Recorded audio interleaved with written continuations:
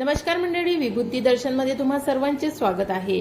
जर तुम्ही नवरात्रीचे उपवास करत असाल तर आजचा व्हिडिओ तुमच्यासाठी आहे, कारण लवकरच नवरात्राला सुरुवात होणार आहे आणि प्रत्येक जण आपली इच्छा पूर्ण करण्यासाठी नवरात्रीचे उपवास करतात। मात्र नवरात्रीचे उपवास करण्याचे नियम काय आहेत, जर तुम्हाला माहित नसेल तर हा व्हिडिओ तुमच्यासाठी आहे, पूर्ण बघा। बरेच जण नवरात्रीचे उपवास करतात, अनवाणी पायाने चालतात, पण काही कारणास्तव त्यांचे उपवास भंग होतात किंवा त्यांच्या उपवासामध्ये खंड पडतो। मात्र तुमच्या उपवासामध्ये कोणत्याही प्रकारचा खंड पडू नये यासाठी आजच्या व्हिडिओमध्ये तुम्हाला काय करावं, नवरात्रीचे उपवास कसे करावे, काय खावे, काय खाऊ नये आणि स्त्री पुरुषांनी आवर्जून हे नियम पाळावे, कारण बरेच नियम असे आहेत जे आपण माहित असून सुद्धा पाळत नाही। त्या नियमांचं पालन नवरात्रीच्या या 9 दिवसांमध्ये करावं। प्रत्येक जण नवरात्रीचे उपवास वेगवेगळ्या पद्धतीने करतात। प्रतिपदा तिथीपासून नवमीपर्यंत हे उपवास